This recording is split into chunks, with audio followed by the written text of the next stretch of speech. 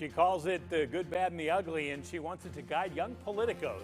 Liz Smith helped Barack Obama and Pete Buttigieg on their way through Iowa to Washington.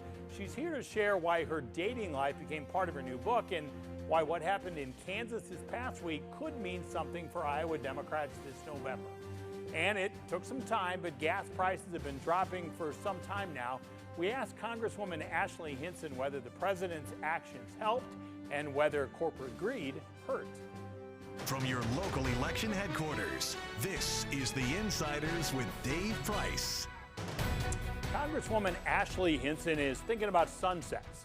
In 3 months, she faces re-election, and she's proposed a bill that she says keeps a president in check, the Sunset Act.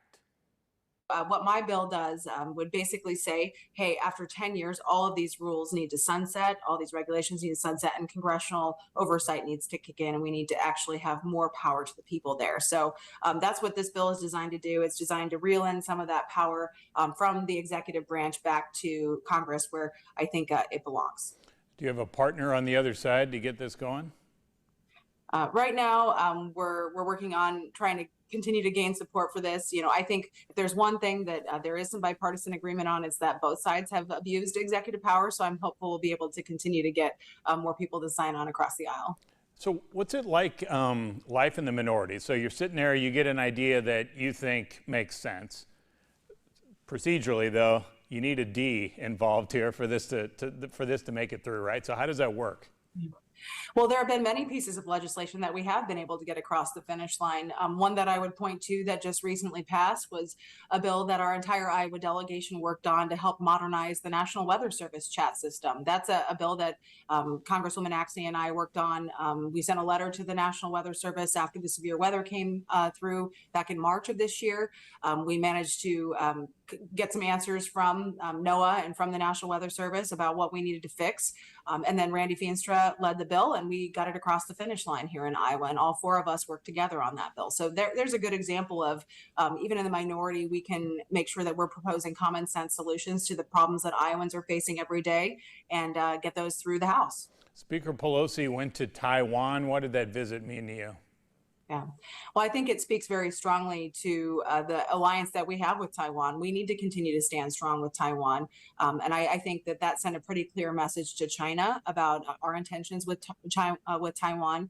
China is, without a doubt, our greatest enemy at this point. We know that they are a huge threat to our economy. They're a huge threat to our personal safety. They're a huge threat to cybersecurity in this country. So I think the speaker's visit sent a pretty clear message that the United States will continue to stand with Taiwan. Taiwan makes so much of the key stuff we need for our technology, 95%, something like that.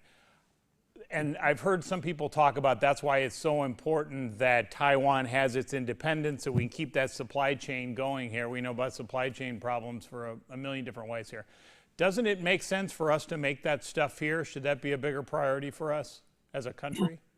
Well, and we absolutely need to be looking at all the products that we should be rehoming here to the United States. I'm on a bill that would do that. It would look at critical supply chain issues, critical products that we need to be having made here in the United States, and then trying to figure out how we can target that manufacturing to rural America as well. So we're having those conversations in a bipartisan way to try to target those resources to make sure we're rehoming those products.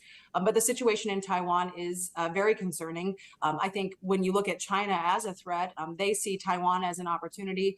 And frankly, we need to project strength on the global stage, not weakness. And that was my greatest fear with what we've seen come out of the Biden administration. It's weakness when it comes to the situation in Afghanistan, weakness when it came to the situation in Ukraine. And now we need to make sure we are being very, very strong with the situation in Taiwan as well. Congresswoman Axne was on here talking about the CHIPS Act. You did not support that, did you?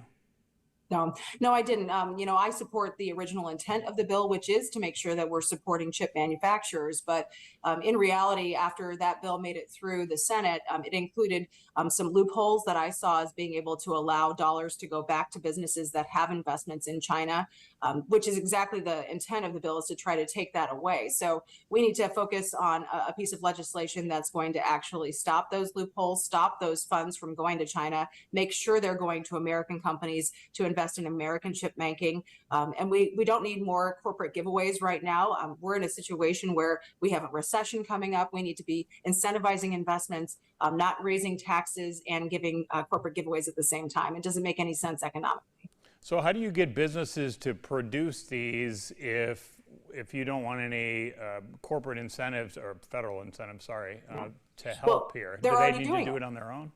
Yeah, and they're already doing it. You look at Intel's investment in this country; they were doing that before this proposal came to the floor, and that's the kind of investment that we saw happen after the 2017 Tax Cuts and Jobs Act, when we made it more competitive here in the United States to own a business, to invest in your business, to make reinvestments in your business. For example, the deductibility that's included in those provisions that made us more competitive, and yet we continue to hear proposals out of this administration to undo a lot of those things that made us more competitive, that stopped companies from trying to move their headquarters or their businesses overseas, which is what we're trying to stop in the first place. So the last thing we should be doing when we're in a recession, when we need to be making our country more competitive, when we need to be incentivizing businesses to try to continue to make investments here at home, we shouldn't be raising taxes, and we certainly shouldn't be giving huge amounts, billions and billions of dollars to companies that are already investing in this technology. The price of gas has finally been going down the last month and a half or so. Was the Biden administration correct in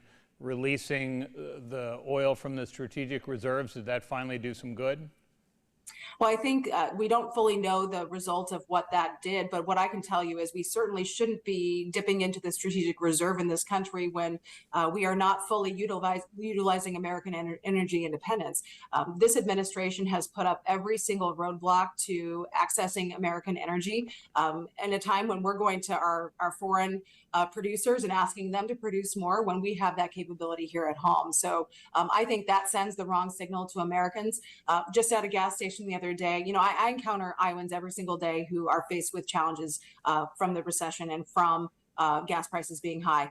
There was a woman who hadn't filled up her gas tank in more than a year and only was putting in $20 at a time, a big truck. And she's driving to the community free health clinic to get her services there. So she has to go a long ways. So this pain is very real for people at the pump, and it's still very, very high for gas prices. So my mind, we need to focus on unleashing American energy independence first and foremost to drive down those costs. I see that as the quickest way where we can really tackle inflation in this country as well. Cost of things and the cost of goods.